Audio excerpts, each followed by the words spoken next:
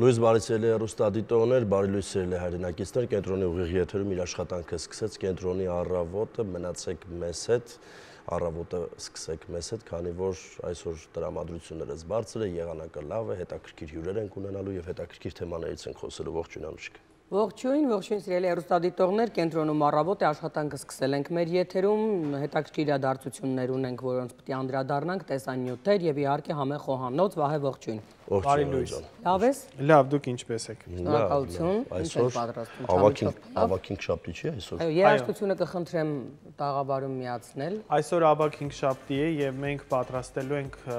օրվա խորհրդին համապատասխան պատրաստվելով կրկին զատկին։ Այսօր զատկական փլավ ենք պատրաստելու լավաշի մեջ լցոնված տարբերակով, իհարկե այն դեղենով։ Բայց նախքան դրան անդրադառնալը ես մի քանի անդրադարձ անեմ կապված այսօրվա հետ, քանի որ 5-շաբթին եկեղեցական, այսպես ասած, տոնացույցում ավագ 5-շաբթին նշվում է որպես ոտնլվայի եւ իհարկե վերջին ընթրիքի արարողությունը, որից հետո իհարկե խաչելությունն է Հիսուս Քրիստոսի վաղը ուրբաթ օրը եւ դրանով ավարտվում է ավագ շաբաթը, այսպես ասեմ, իր բուն գործընթացը, որը որ տեղի ունենում ամբողջ շաբաթվա ընթացքում։ Այսօրը նաև եկեղեցում բոլոր լույսերը մարելու օրն է, որովհետև երեկոյան խորհրդավոր ընթրիքի այդ ժամերգությունից եւ այլնից հետո տեղ ունենում լույսերի մարման կարգ, որտեղ շատ հետաքրքիր ձևով է ընթանում այդ կարգը, ուրեմն վառվում է 13 մոմ, որի կենտրոնում ուրեմն մեկը սպիտակ է լինում բարձր, մեկը կողքը սև, մյուսները հավասար չափի, այսինքն մնացյալ առաքյալների թիվն է։ Հավասար չափ ունեցող մոմերը դրանք առաքյալների թիվն են, սև մեկ մոմը դա Հուդան է, ով դավաճանն է, եւ վերջում Քրիստոսը ամենաբարձր մոմն է։ Սա խորհրդանիշ է եւ հերթով հանգցնում են առաքյալների մոմերը, հասնում են Հուդային, դա են մարում եւ վերջում թողում են Հիսուս Քրիստոսի մոմը եւ ի վերջո անջատում են ամբողջ եկեղեցու լույսերը։ Եվ մթության մեջ աղոթք է տեղ ունենում, որը կարելի ասել, որ խոկման արողակարգ է եւ ամենագեղեցիկ արողակարգերից մեկը ավագ շաբաթվա մեջ, որը կանխում է մոտալուտ Քրիստոսի խաչելության եւ նրա մահվան այդ գույժը, հա։ Իսկ ինչ վերաբերում է եկեղեցականից դուրս ժողովրդական ծեսերին, շատ հետաքրքիր է ավագ 5-շաբթի օրը, որ այսօրը բանջար հավաքելու եւ բանջար ուտելու օր էր, այսինքն իրենք ուտում էին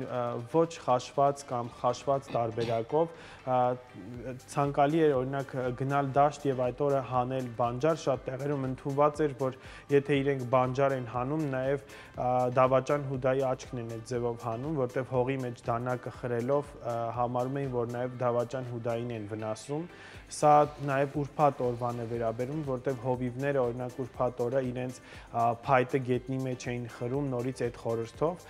իսկ 5-շաբթի օրը կարագի օրհնության կարգ կար եկեղեցում, կարագը օրհնում էին եւ հիվանդ մասերին էին քսում օրգաններին, որոնք որ կարիք կար, օրինակ կույր մարդիկ աչքերին, վատ լսողության դեպքում ականջներին եւ այլն, իսկ հավելյալ մնացած կարագը տանում էին տուն եւ օրհնած կարագը ավելացնում էին 5-շաբթի օրը թխվող զատկական գաթայի մեջ, որտեղ 5-շաբթի օրն էր թխվում գաթան, իսկ մնացյալ մասը խնոցու մեջ էին գցում եւ սկսում էին հարել այդ օրվա զատկական կարագը։ 5-շաբթին նաև նշանավորվում է ինչով, որ առաջին ձուն ներկվում էր այդ օրը, այսինքն, բայց սահմանափակ թվով, այսինքն ընտանիքի թվով, եթե օրինակ ընտանիքում 5 հոգի էին, պարտադիր 5 ձու էր ներկվում կարմիր գույնով, ինչու, բայց դա չէր ուտվում 5-շաբթի օրը, պահվում էր, որպեսզի թաթախման երեկոյին մասնակից դառնային հենց այդ 5-շաբթի օրը ներկված ձվերով։ Թաթախման երեկոն շաբաթ երեկոն է, երբ որ արդեն բացվում է եւ բուն զատկական երեկոն սկսում է կիրակի արդեն որպես տոնի խորհրդով։ Իսկ օրինակ հետաքրքիր է, որ իմ մանկության տարիներին մեզ մոտ պահպանված մի այսպիսի սովորություն կար, որ մենք 5-շաբթի այո ընտանիքի թվով ձվեր ներկում էինք, բայց մենք չէինք ներկում այդ ձուն, ուրեմն կարմիր գույնով, սպիտակ էինք ուտում, որովհետև խորհուրդը հետևյալն էր, որ Քրիստոս դեռ չի խաչվել եւ արյան այդ խորհուրդը դեռևս չկա, քանի որ ուրբաթը դեռ չէր գալիս։ Բայց այստեղ մի խախտում կա, եթե դուք պահք եք պահում, հետեւաբար ձու 5-շաբթի օրը չեք կարող ուտել։ Տես ժողովուրդը պահում էր, դա ուտում էր շաբաթ օրը, որտեղ արդեն ավարտվում էր, բայց մեզ մոտ դա ուտում էինք հենց 5-շաբթի օրը։ Այսինքն շատ հետաքրքիր է տարբեր տեղերում, տարբեր ձևով ինչպես է արտահայտվում այս ամեն ինչը։ Հիմա անդրադառնամ բրինձով փլավին, մեզ համար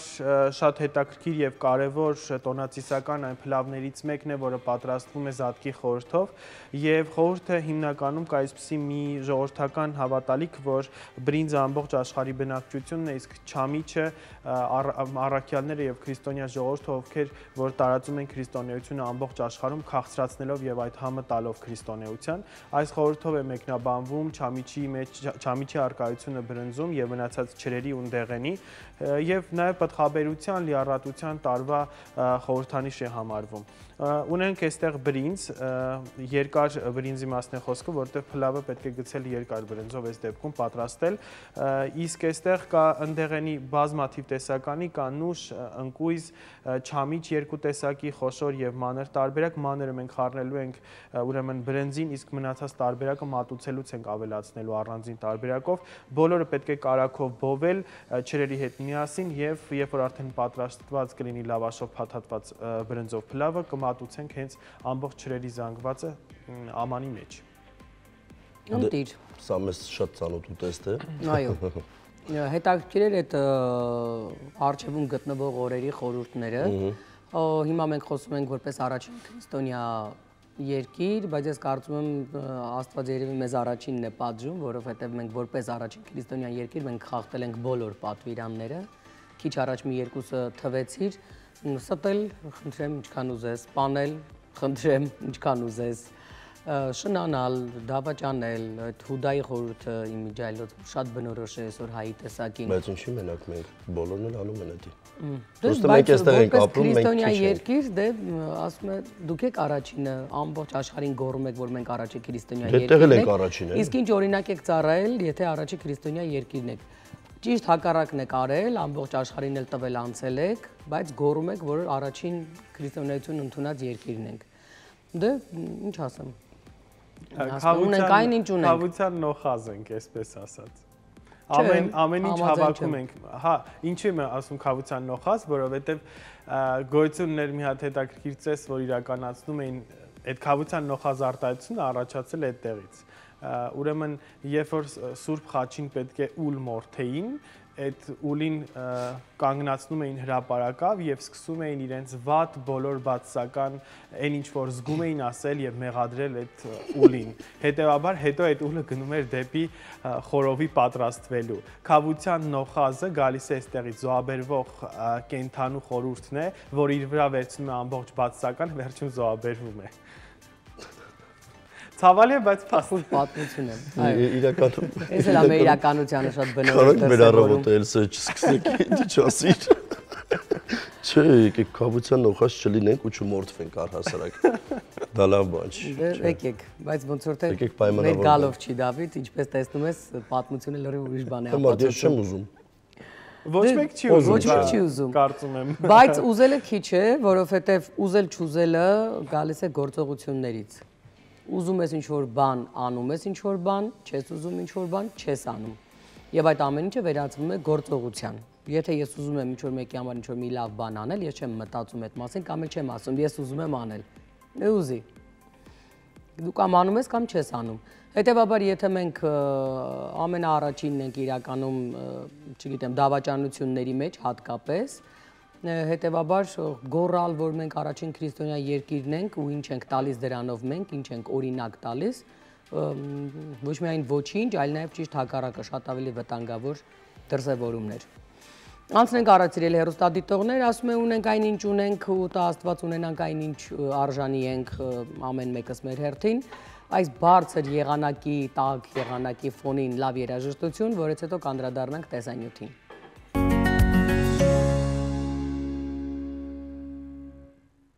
Վայելեցինք լավ երաժշտությունը սիրելի հեռուստադիտողներ, մենք այստեղ տեսանյութ ունենք, էլի ու էլի խոսենք կրթությունից, կրթության որակից, որը որ չկա։ Եվ իհարկե դրա հետ կապված տեսանյութ ունենք, ես իմ կարծիքով այս այս բազմաթիվ խնդիրների մեջ երևի կրթությունը մեր ամենացավոտ տեղն է, որովհետև երևի թե այս բոլոր խնդիրները ծագում են նրանից, որ անկեղծ մարդիկ են հասարակություն ղեկավարում, անկեղծ մարդիկ են տարբեր ինստիտուտներում, տարբեր տեղեր եւ այս անկրթությունը, այս անգրագիտությունը, այս տգիտությունը հասել է ինչ-որ մի մակարդակի, որ չգիտեմ, այն 5%-ը, 10%-ը կրթված մարդիկ ուղղակի կրակն են ընկել այն 90%-ի ձեռքը բոլոր ասպարեզներում եւ բոլոր առումներով։ Իսկ թե կրթության որակը ինչի է Հայաստանի Հանրապետությունը մարդը վաղուց այսպեսին, իսկ թե բոլորս դրա մասին տեղյակ ենք, բոլորս դրա մասին շատ լավ գիտենք, նաեւ այս ամեն ինչը իմ կարծիքով նաեւ եկավ ծնողներից, երբ որ բարձի թողի վիճակում գտնվեց ընտանիքներում երեխաներին ուշադրություն դարձնելը, ստիպել որ կրթվեն, որովհետև մեծ հաշվով եթե մի քանի հոգի անենք, այն որ ի ծնե այդ մարդիկ տաղանդավոր են եւ իրենք սիրում են կրթվել, կարդալ եւ այլն, մնացած առումներով պետք է ծնողները բավականին աչալուր լինեն եւ իհարկե հետեւողական լինեն, որպեսզի երեխաները ստիպելով նաեւ երեխաները կրթվեն, սովորեն, որ հետո ունենանք մենք ավելի կիրթ, բարեկիրթ, ավելի խելացի, բանիմաց հասարակություն։ Մենք հիմա այն ենք, ինչ որ կանք եւ սա երկար տարիների վատ կրթության, վատ մեխանիզմների եւ իհարկե ոչ հետեւողականության արդյունքն է։ Տեսնենք տեսանյութը։ Մի ժամանակ ճանաչում էի մեկին, այստեղ կոլեկտիվից շատերն են ճանաչում, աղջիկ երեխա ուններ, որը այն մակարդակի էր հասել, որ դպրոցից կանչում էին, ասում էին եկեք տարեք ձեր երեխուն։ Ինչ ուզում եք արեք, տարեք ուրիշ դպրոց, եւ շատ հիշում եմ ինչ հրճվանքով էին ծնողներով խոսում երեխայի, աղջիկ երեխայի այդ դրսևորումների մասին։ Այո, աղջիկ երեխայի մասին է խոսքը։ Եվ իրականում, երբ որ մենք խոսում ենք դպրոցի տված կրթությունից ու բազմիցս այդ մասին առիթ ունեցել եմ ասելու, որ դպրոցը չի կարող դաստիարակել միայնակ, դաստիարակությունը սկսվում է տնից, իսկ դպրոցի հանդեպ հարգանքը կամ մանկավարժի հանդեպ հարգանքը սկսվում է էլի տնից։ Դպրոցում տալիս են ձեր երեխային իմացություն, տեղեկություն, դարձնում են ավելի քաղաքակիրթ հասարակության համար մարդ։ Բոլոր արժեքներով եւ սկզբունքներով 90%-ով դաստիարակվում է մարդը տանը, տեսնելով եւ իհարկե լսելով։ Եթե չկա, ոչ ման չես կարող փոխել, բայց քանի դեռ կան մարդիկ, ովքեր օրինակ հրճվում են այդ տեսակ անվերահսկելի աղջիկ երեխա ունենալուց, եւ ես կարծում եմ արդեն մոտավորապես պարզ է իսկ ինչ որակ ունի ծնողը։ Որովհետեւ դա թաքուն պահելու, բարձրաձայն չասելու, անհանգստանալու, ինչու՞ չէ գիշերները նստել լացելու առիթ է, բայց կան մարդիկ, որոնք հպարտությամբ են ասում, ես մի անգամ տեսել եմ, թե ինչպես է աղջիկը հոր հետ խոսում, կինոթատրոնում պատահաբար հանդիպեցի, երբ հայրը ինձ հետ խոսում էր, աղջիկը մոտեցել էր, սենց հարվածում էր հորը, ասում էր ձենդ կտրի մի րոպե չես տանում, խոսում եմ։ Եվ ես տենց ապշահար նայում էի ու հասկացա, որ հայրիկի համար ոչ միայն սովորական է, այլ եթե դու օրինակ զարմացած նայում ես, ինքը զարմանում է, դու ինչի ես զարմանում, որովհետև ձենդ կտրի քեզ ասում եմ, օրինակ իր համար տենց չնայած ասում եմ, հետո երբ դու հասկանում ես մարդու որակը, հասկանում ես, որ իսկ ինչու պիտի երեխան այդպեսին չլիներ։ Ինչից օրինակ այդ խեղճ երեխան պիտի հասկանար, որ աղջիկ երեխայի համար ամոթ է օրինակ լինել անդաստիարակ, լինել բացարձակ չսովորող եւ որ քեզ դպրոցից ասեն եկեք տարեք ձեր երեխուն, ինչ ուզում եք արեք։ Դες դեպքում աղջիկ կլինի, թե տղա կլինի, մեծ հաշվով պրոբլեմը նույնն է, աղջիկան ընդհանրապես չենք հասկանում, տղան կարող է լինել չարաճճի, դա ուրիշ դրսևորում է, բայց անդաստիարակը լրիվ ուրիշ բան է, իսկ ես վստահաբար ասում եմ, որ անդաստիարակ երեխան բացառապես գալիս է անդաստիարակ ընտանիքից։ Կարող է լինել չար, կարող է լինել, չգիտեմ, այդքան էլ չսովորող, այդ չի, բայց երբ որ դու անդաստիարակ ես, դու չգիտես քո ծնողի հետ խոսել, անգամ դու վախ չունես քո ծնողին վիրավորելու կամ ինչ-որ բան ասելու, հետևաբար դա գալիս է ընտանիքից, ինչպես ասում են, ինչ տեսել ես, այն էլ սովորել ես։ Դա վաղ հասարակության համար պատուհաս է դառնալու։ Դե իսկ մեր հասարակությունն էլ ես կարծում եմ, քանի որ դարձել է ինչ դարձել է, հատկապես վերջին տարիներին ինչ տեսել են սովորել է։ Մենք վերջին տարիներին տեսել ենք, որ մարդկային հարաբերություններ չպիտի լինեն, դուք պիտի հնարավորինս բոլորի հանդեպ բացառություն չկա, բարեկամ, ծանոթ, ընկեր, հարազատ, սիրելի, եթե ուզում ես իրեն օրինակ, չգիտեմ, մի վատություն անել, դավաճանել, մեջքից խփել, մի բանսարկություն անել, եթե դա կօգնի քեզ ինքնաբավ լինելու, ուրեմն արա։ Իսկ դա քարոզվել է իմիջիայլոց այս վերջին տարիներին, վստահ եմ, որ այս վերջին տարիներին ավելի ակտիվ, կարող է դրանից առաջ էլ, չգիտեմ, եղել տենց վառ ցայտուն չենք զգացել, ոնց որ բոլորդ եք ասում, բայց այս վերջին 7 տարիներին շատ ցայտուն դա երևում է, եւ մենք բոլորս դարձել ենք իմիջիայլոց բանսարկու, տենց նկարեք, գցեք, տարեք, ասեք, բերեք, ձայնագրեք, չգիտեմ, հետը հացկերեք, ձայնագրեք, տեսեք ինչ ասում, բաներ։ Արի ճիշտը խոսենք։ Որակն ենք, էլի։ Արի ճիշտը խոսենք, եղել է, ոչ այս մակարդակի, եղել է, համացանցը բոլորի երեսը պարզեց։ Այն ժամանակ, որ մենք իմանում էինք, ասում ենք, ոյ, քեմերեսի, տամոտ, մի քանիսը կարող է զանգեին, վիրավորեին, բան։ Հիմա դա, երբ դու պատմում ես ինչ-որ մեկին, օրինակ սեփական ընկերական միջավայրում նստես պատմես, ոչ մեկ չի ասի, ոյ, սա կասեն, հա, նորմալ է։ Իրականում համացանցը բոլորի դեմքը պարզեց, բացի դա, եղել է։ Չեմ կարող ասել, հիմա բնականաբար ավելի շատ է, որովհետև քարոզ գնաց իրար ատեք։ Ես կարող եմ ասել, որ շատ է, այո։ Այո, իրար քարոզ գնաց, որ իրար ատեք, որովհետև այդ անջատիր, պարակտիր, որ տիրես վիճակն է, միանշանակ, որովհետև արդեն հիմա տեսեք, Գյումրիում ընտրություններ Այն ժամանակ չէր ասվում, եթե դու կնկարես ինչ-որ մեկի խախտումը, կուղարկես ոստիկանություն, կստանաս 5000 դրամ։ Всё, բոլորը դուրս եկան գործը։ Քարոզը ոնց է լինում։ Այսինքն մարդկանց չեն թողում գնան ամեն մեկը իր մասնագիտությամբ աշխատեն կամ մասնագիտություն սովորեն աշխատեն, այնց նրանում որ մարդիկ գործ տան։ Սա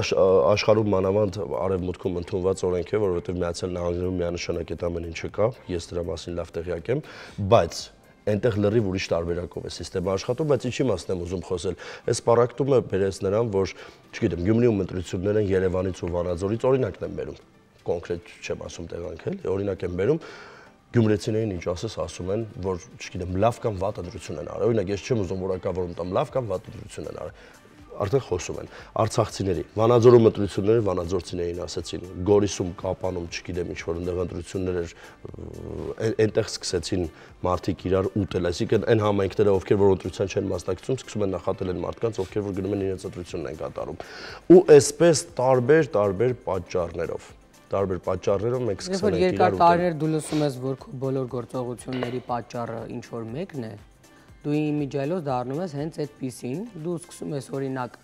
գտնել մարդկանց թիրախ, որ մեղադրես, որ ասես, որ այ իմ գործը սենց չի եղել, որովհետև սենց չի եղել։ Հետո որ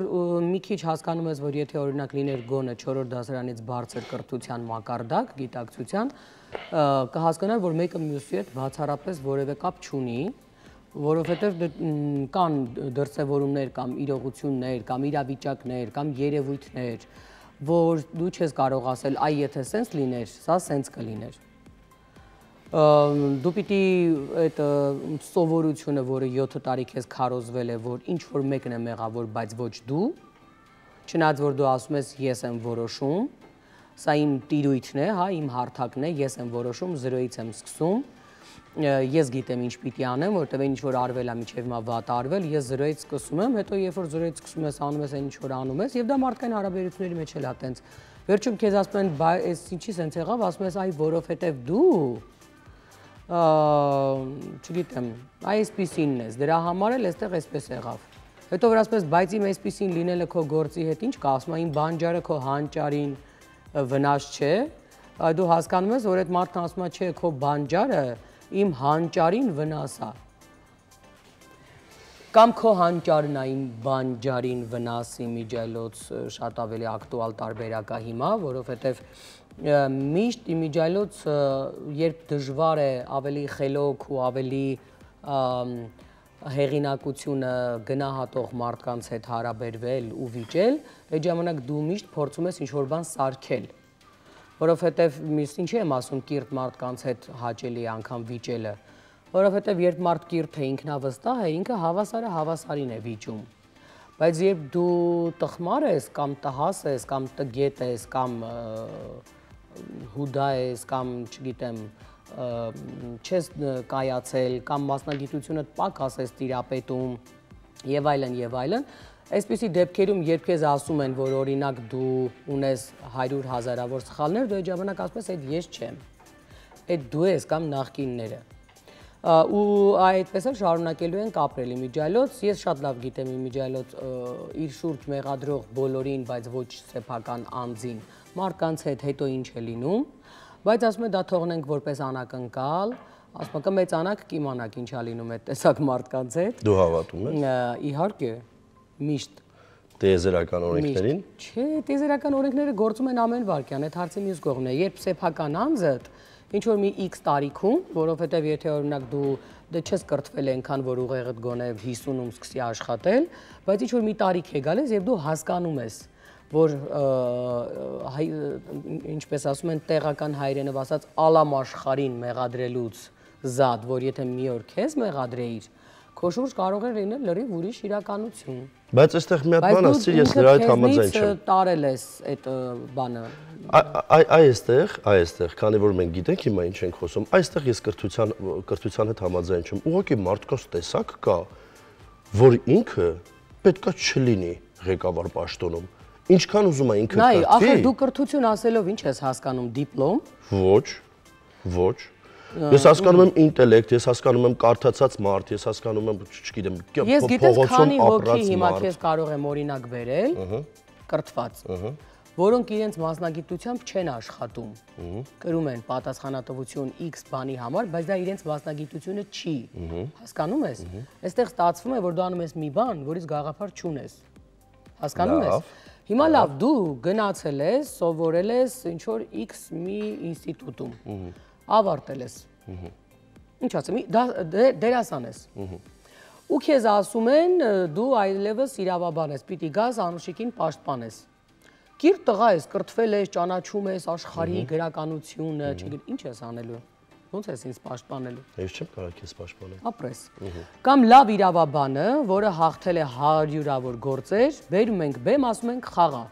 Ոնց տգետ ես, խաղա։ Կրթված տղա ես էլի խաղա։ Այդ մարդը չի ասի, ես չկապ ունեմ սրա հետ։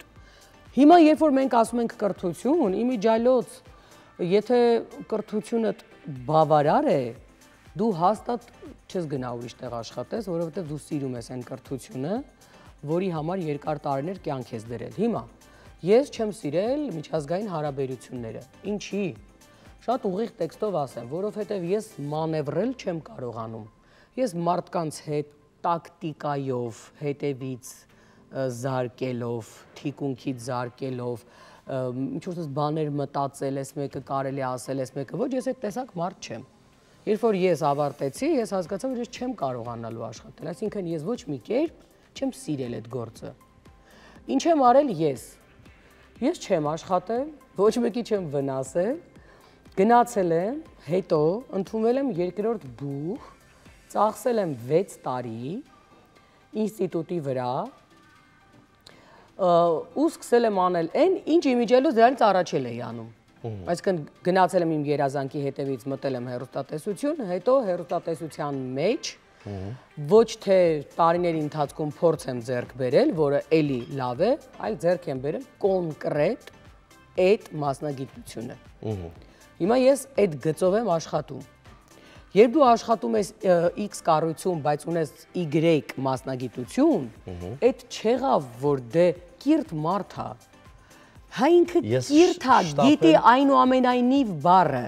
բայց այդ չի նշանակում, որ ինքը կարող է այս գործում մի բան անել։ Ես շտապեմ ձեզ հիասթափեցնել, Սիլի Անուշիկ, ասեմ ինչի։ Իսկ ով է ասում, որ այն մարդու մասին, որ մենք խոսում ենք, ինքը իր գործը վատ է անում, ախր դու չես լսում ինձ։ Հա, դու արդեն այդ մարդու մասին ասում։ Ինքը իր գործը ես խոսում եմ շատ լայն, բայց ինքը գումարացի է անում։ Իր մասնագիտությունը։ Ինքը այն ինչ որ անում է, բայց բեկարի մասնագիտությունը ինքը հա ինչ որ անում է, իսկ ով ասում որ ինքը քո ուզածը պետք է աներ, իսկ ինքը կարող է 5 գումարացի անել իր ուզածը։ Չէ, դա հարցի այլ կողմն է, երբ մենք խոսում ենք առհասարակ, երբ որ մենք ասում ենք կիրթ մարդ։ Նախ իրականում ասում է շատ ինտելեկտուալ սրիկաներ էլ կան մեր իրականության մեջ։ Ոնց ասեմ ամենավտանգավորը իրենք են։ Ահա, բայց երբ որ մենք խոսում ենք օրինակ կրթությունից եւ աշխատելուց, ես հենց այդ եմ ասում, ինչ ես դու կրթվել եւ ինչ ես անում դու։ Ախր դե տարբեր է, հա, կիրթ մարդը ո՞րն է, հիմա ասում ով դիպլոմ չունի, կորցրել եմ։ Հիմա այս պատմությունն է։ Ինչ վերաբերում է քո մատնանշած ասում իրավիճակը, հա, իրողությունը։ Այստեղ ես այսուհետ դարձրել եմ ինձ համար շատ տխուր է հնչում, բայց դարձրել եմ ինձ համար լոզունգ։ Կարում են, անում են,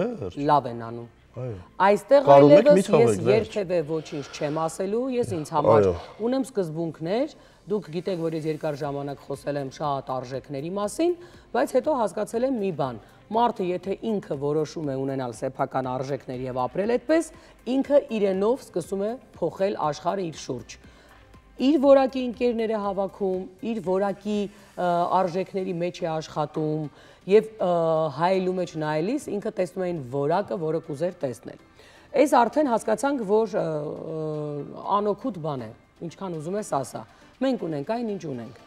Ինչ վերաբերում է նրան, թե ինչ են անում, ես ասում եմ, եթե կարում են, անում են, ուրեմն լավ են անում։ Այստեղ ուրիշ բան էլ չես կարող ասել։ Եթե կա մեկը, ով թույլ է տալիս, որ իր ընտանիքի հետ ինչ որ X մեկը վարվի նենց ոնց որ ուզում է, ուրեմն այնպես ինչպես վարվում են իր հետ, լավ են անում։ Ասում են, երբ քեզ մի անգամ ստում են, դրա մեղավորը դիմացինն է։ Երբ քեզ երկրորդ անգամ են ստում, դրա մեղավորը դու ես։ Հիմա եթե քեզ ստում են արդեն 10-րդ անգամ, դրա մեղավորը համ դու ես, համ քո ընտանիքը, համ էլ քո պապերը։ Սրանով եկեք ավարտենք, որովհետև դրան այլևս չենք անդրադառնալու, ես ավելի շատ մարդկային որակական հատկանիշներին էի խոսում, դե մտարական բան, 2 օր առաջ կհիշես ուրբաթ օրներ, եթե չեմ սխալվում, լուրջ խցանում էր անընդհատ քաղաքի տարբեր մասերում, ես իջնում էի այդ մանումենտի կողմից ու պիտի հասկանայի, որ ուղղությամբ ավելի շուտ կարող եմ հասնել կենտրոն, մեկը հերացի էր գնում, մեկը Տերյան։ Երկուսն էլ ծանրաբեռնված գնում է, այսինքն լուրջ խցանում է, այնտեղ շունը տիրոջը չի ճանաչում։ Եվ ես հասկացա, որ չէ, հերացիով գուցե ավելի դժվար երկար կտևի, որոշեցի մտնեմ Տերյան։ Եվ մեքենա էր կանգնած, դե բնականաբար մեկն անցավ, այն մի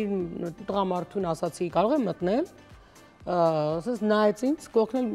կին էր նստած տարիքով, ասեց չէ։ Ասեցի լավ։ Չէ, ինչ պիտի, աշխարհը չէր քանդվելու։ Հաջորդ տղամարդն ասեց մտեք։ Մենք 40 րոպե միասին իրար հետևում կանգնեցինք խցանման մեջ։ Ոչ մի բան տեղի չունեցավ։ Հետո երբ որ առաջացանք, ես եկա անկա իր կողքը արդեն մի քիչ բացվեց, մենք իրար վարքյաններով էլ ինքը չէր տուժել։ Այնպես չէր, որ կարմիր լույսի տակ էր մնալու, եթե ես անցնեի ինքը կմնար եւ այլն։ Հետո ես գնում էի աջ, իմ ճանապարհը ավելի շուտ բացվեց, ես գնացի, ինքը տենց ստատիկ այդտեղ մնաց կանգնած։ Ու ինչ փոխվեց դրանից իմիջիայլոց։ Ես ընդհանրապես հասկացա, որ կա մեկը, ով որ սիրուն բան չարեց։ Խեղճ է։ Ոչ իր կողքի կինը հասկացա, որ իրան պետք է ասի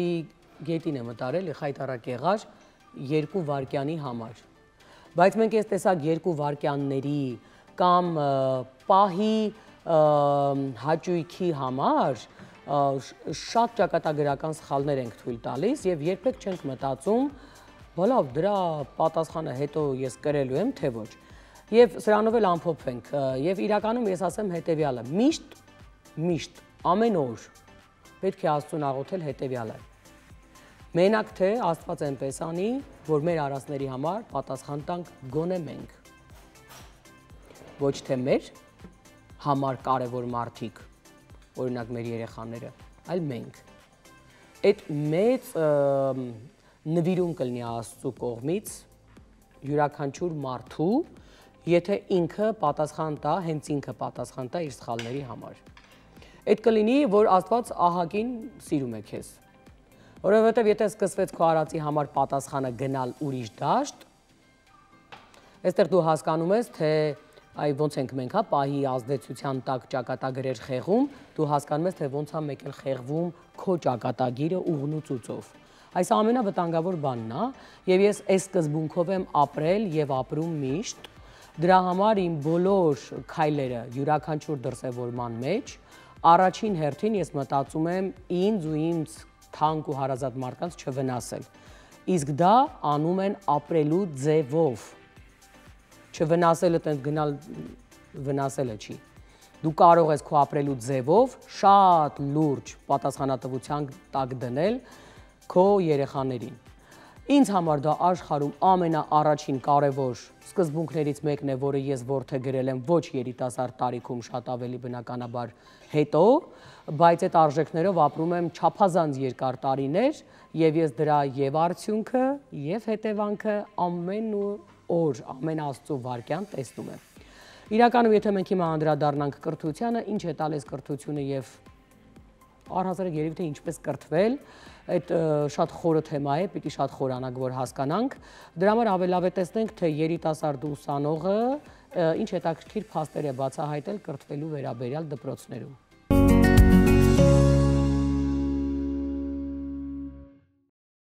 Միևնույնն է, որպես կանոն ինձ թվում է բոլոր կանայք են հասկացել եւ ազնվորեն խոստովանում են, որ գիրանալու միակ տարբերակը եւ ամենագերակշիռը դեռ մնում է շատ ուտելը։ Այնտեղ ոչ մի հեքիաթներ չեն ազդում, ես չգիտեմ, գենս է, հաստ ոսկոր եմ, չգիտեմ ինչ եմ, ուր ժամանակ ընկել եմ, հա, իմ ես ինչն է, իմ են ինչն է, ասում եմ, կան որոշակի հիվանդություններ, որոնք անտեսելու, չբուժելու հետևանքով կարող են ունենալ դրսևորում, բայց իրականում ուտելն է, հերիք է չուտես, հանես խմորը, հացը, Դուբայի շոկոլադը եւ դուք կտեսնեք թե ինչպես է կարելի։ Վերջի-վերջո առողջ ապրելակերպը եւ սպորտը միանշանակ։ Այո, իսկ Վահեն մեզ միշտ քարոզում է առողջ ապրելակերպ եւ ճիշտ սննդակարգ։ Այսօր մեր տաղավարում յուրաքանչյուր հայի համար ամենասիրելի չամիչով փլավն է, բայց Վահեն մի քիչ ավելի արտասովոր կերպով է այն պատրաստել։ Ինձ թվում է Զատկի տոնին շատ գեղեցիկ մատուցման ձևաչափ։ Վահեի բոլորս վերջին բաղադրատոմսերը, որոնք ինքը առաջարկել է, տապակած կանաչին եւ այլն, ես կարծում եմ, որպես տորտ կարելի է ամեն մեկը մի հետաքրքիր կերպով մատուցել ու շատ սիրուն սեղանք ունենալ։ Ես էլ նոր պատկերացրեցի, այն ինչ որ Վահեն առաջարկում է մանավանդ Զատկի հետ կապված, եթե այդ ամեն ինչը սեղանին դրված լինի, ինչքան գեղեցիկ կլինի։ Այո։ Դա շատ գեղեցիկ է։ Ես այդտեղ գտալ եմ դրել, կարող եք վրայից մի փոքր ազատել, լցնել ափսեի մեջ, որ հեշտ լինի կտրելը, միջև դուք այդ process-ը կիրականացնեք, ներկայացնեմ հեռուստադիտողին ինչպես ենք պատրաստել։ Նախապես պետք է բովել երկար բրինձը ուղղակի 4 թավայի մեջ, հետո ավելացնել վրան ջուր, եռացող ջրի մասն է խոսքը, թողնել, որպեսզի միջև ինքն իր ջուրը ներծծի ամբողջությամբ իր մեջ։ Հետագայում արդեն, երբ որ պատրաստ է բրինձը, պետք է տապակել չամիչը ընկույզի հետ մանրացված վիճակում եւ մի փոքր ջրեր, այդտեղ կլինի ծիրան կամ թթու որևիցե ջիր ձեր նախընտրությամբ։ Շերտ լցնում ենք բրինձի հետ միասին լավաշի մեջ, իհարկե հատուկ ֆորման պետք է կարագապատել եւ լավաշը իր ֆորմայի համապատասխան կտրել։ Մեջը լցնում ենք նաեւ բրինձը, շերտերով ջրերը եւ բոված ընկույզը։ Փակում ենք եւ վրան ավելացնում ենք կարագ ու դնում ենք ջեռոցը մոտավորապես մի 30 րոպե պետք է մարմանդ կրակով եփվի, որպեսզի ստացվի այսպիսի հետաքրքիր եւ փայլուն ոսկեգույն մակերես։ Իսկ վրայի ամբողջությունը ցանկացած ընդեղեն եւ ջրեղեն կարող եք խառնել իրար հետ եւ տապակել բուսայուղի ու մի փոքր կարագի հետ, լցնել ուղակի վրան ու մատուցել շատ հետաքրքիր տարբերակով, որը որ առաջարկել եմ այսօր ես, որտեղ միշտ ընդունված է ջրերը եւ չամիչները լցնել ամբողջությամբ լավաշի մեջ, այս դեպքում ավելի էսթետիկ է նայվում եւ ավելի հետաքրքիր է, որտեղ կան շատերը, որ չեն սիրում օրինակ, որ բրինձի հետ խառնվում է մնացած ջրերը եւ մնացած խառնուրդը։ Բայց ասա խնդրեմ, բրինձի ես օրինակ միշտ սիրել եմ դեղին բրինձը, բայց էլի ցենց շատ սիրուն ցենց թեթև է ստացվել քո սպիտակ բրինձը, որ բրինձն է ավելի ճիշտ կիրառել այս փլավի դեպքում։ Իրականում բասմատիկ տեսակի երկար եւ հիմնականում սպիտակը պետք է օգտագործել, որովհետեւ Զատկին բնորոշ է սպիտակ բրինձ օգտագործել։ Դեղին բրինձը եւ գունավորված շաֆրանով բրինձը նաեւ այդ տարբերակը եւս հիմնականում հատուկ է պարսիկներին, այսինքն պարսկական խոհանոցին է բնորոշ այդ տարբերակը։ Մենք հիմնականում օգտագործում ենք սպիտակ տարբերակը։ Շատ համեղ է։ Շատ համեղ է, պատրաստելիս ես միշտ վախենում եմ այս թեթևությունից, որ չի ստացվի, հատկապես եթե լավաշով ենք պատրաստում,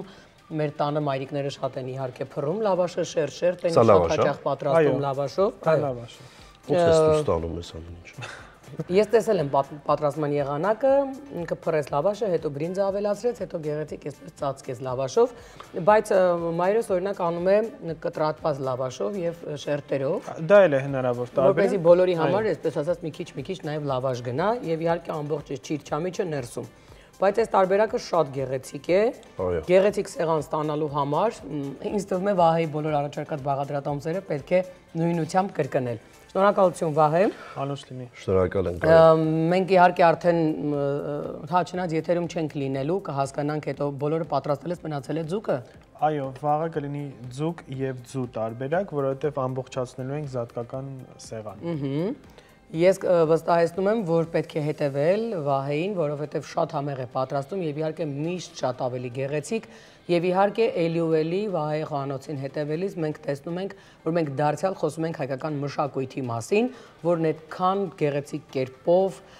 կազմակերպված կերպով փորձում են մոռացության տալ։ Եկեք մենք ճիշտ հակառակը հետևենք այն մարդկանց, ովքեր արժևորում են, ովքեր գրագետ ինֆորմացիա ունեն եւ փորձում են նաեւ սիրուն մատուցմամբ եւս մեկ անգամ բոլորիս հիշեցնել, թե որքան կարևոր է մեր մշակույթը, որը նաեւ խոհանոցն է, իմանալ, ճանաչել, կրել, որպեսզի մեր ձեռքից չտանեն։ Ձեզ լավ օր ենք մաղթում, կհանդիպենք վաղը։ Հաջողություն։ Ցտեսություն։